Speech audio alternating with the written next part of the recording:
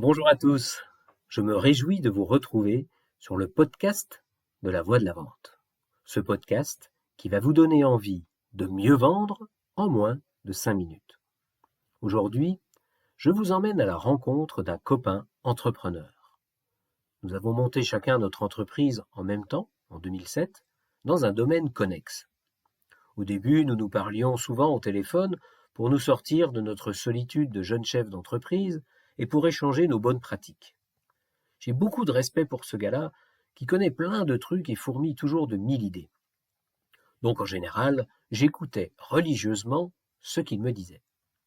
Un jour, je lui passe un coup de fil, c'était un vendredi, juste avant le week-end. On s'échange nos anecdotes respectives, comme d'habitude, et avant de raccrocher, je lui souhaite un bon week-end. J'entends sa voix changer à l'autre bout du fil, il me dit « Oh là là, ne me dis pas ça, tu me fends le cœur. » Ah bon, pourquoi ça? Eh ben parce que mon week-end, ça va vraiment pas être marrant. Je vais bosser au moins tout le samedi et peut-être même une partie du dimanche. Et en plus, ils annoncent du beau temps à la météo. Ah ouais, ça c'est pas cool.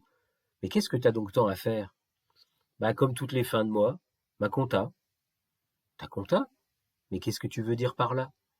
Bah à chaque fin de mois, je fais ma compta, j'ai pas vraiment le choix. Enfin, comment ça, t'as pas vraiment le choix?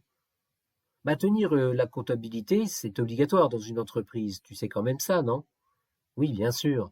Mais t'es pas obligé de le faire toi-même. Il y a des comptables pour ça. Ouais, mais non.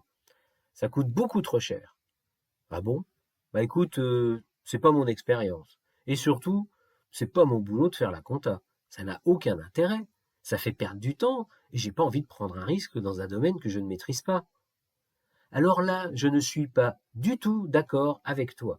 Faire la compta, ça me permet de mieux comprendre comment fonctionne ma boîte. Ah ouais? Alors explique-moi en quoi le fait de ranger telle charge dans tel compte plutôt que dans tel autre te renseigne en quoi que ce soit sur la façon dont ton entreprise fonctionne. Si tu étais écrivain, t'achèterais une forêt pour récolter du bois et fabriquer ton propre papier? Ah non, exagère pas. Bah c'est pareil pour la compta. Trouve-toi un comptable et va passer le week-end au bord de la mer avec ta famille. Bon, je ne pense pas avoir réussi à convaincre mon ami ce jour-là. D'autant qu'il est bougrement borné quand il a une croyance chevillée au corps. Nous n'avons d'ailleurs jamais reparlé de ce sujet. Alors pourquoi est-ce que je vous ai raconté cette petite anecdote? Pour parler d'un sujet fondamental pour un entrepreneur, la valeur ajoutée. Le boulot d'un entrepreneur consiste à répondre aux 3 questions suivantes à chaque instant. La première, quelle valeur mon business apporte-t-il? La deuxième, qu'est-ce que mon entreprise doit absolument maîtriser et faire elle-même, avec comme corollaire, qu'est-ce qu'elle doit sous-traiter?